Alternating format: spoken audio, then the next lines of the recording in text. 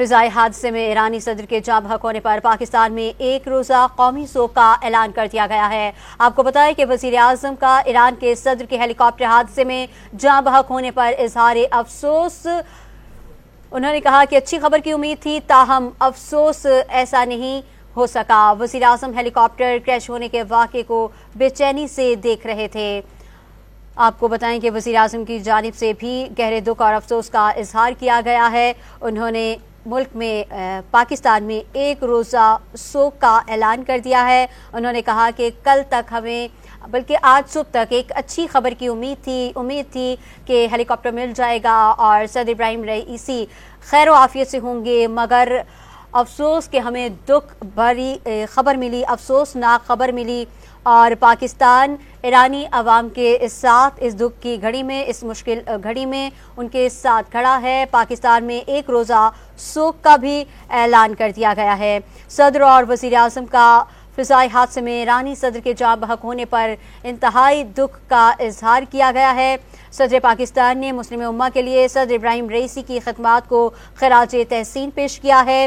Ebrahim Raisi امت مسلمہ کے اتحاد کے بڑے حامی تھے۔ صدر مملکت کی جانب سے یہ کہا گیا ہے کہ عالم اسلام ایک عظیم رہنما سے محروم ہو گیا۔ ایرانی صدر فلسطینی اور کشمیری عوام کے درد کو دل سے محسوس کرتے تھے۔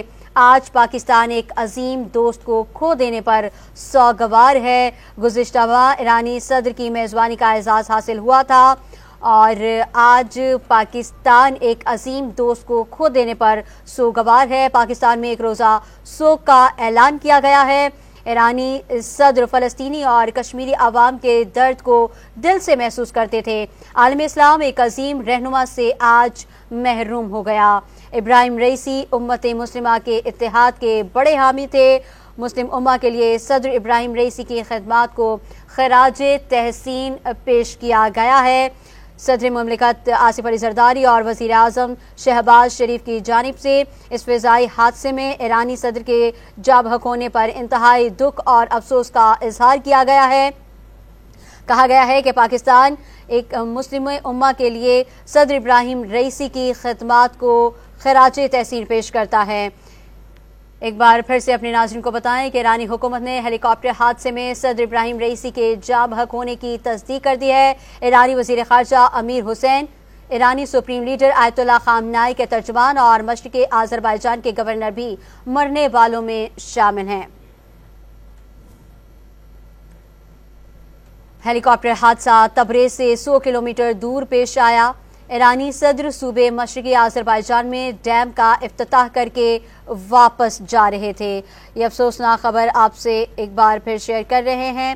آپ کو بتا رہے ہیں کہ ایرانی صدر کے جاں بحق ہونے کا سرکاری اعلان روضہ امام رضا پر کیا گیا، جس کے بعد روزے پر موجود شہری رو پڑے ہیں۔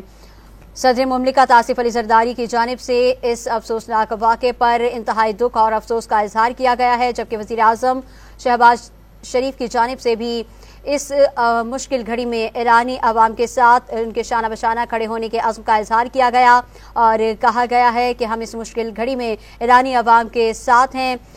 صدر مملکت نے اس فضائی حادثے میں ایرانی صدر کے جاں بحق ہونے پر انتہائی دکھ کا اظہار کیا ہے۔ مسلم امہ کے لیے صدر ابراہیم رئیسی کی خدمات کو خراج تحسین پیش کیا گیا ہے۔ ابراہیم رئیسی امت مسلمہ کے اتحاد کے بڑے حامی تھے۔ عالم اسلام ایک عظیم رہنما سے آج محروم ہو گیا۔ آپ کو یہ افسوسناک خبر دیں کہ عالم اسلام ایک عظیم رہنما سے آج محروم ہو گیا۔ ایرانی صدر فلسطینی اور کشمیری عوام کے درد کو دل سے محسوس کرتے تھے۔ آج پاکستان بھی ایک عظیم دوست کو کھو دینے پر انتہائی سوگوار ہے، اس لیے پاکستان میں ایک روزہ سوگ کا اعلان کیا گیا ہے۔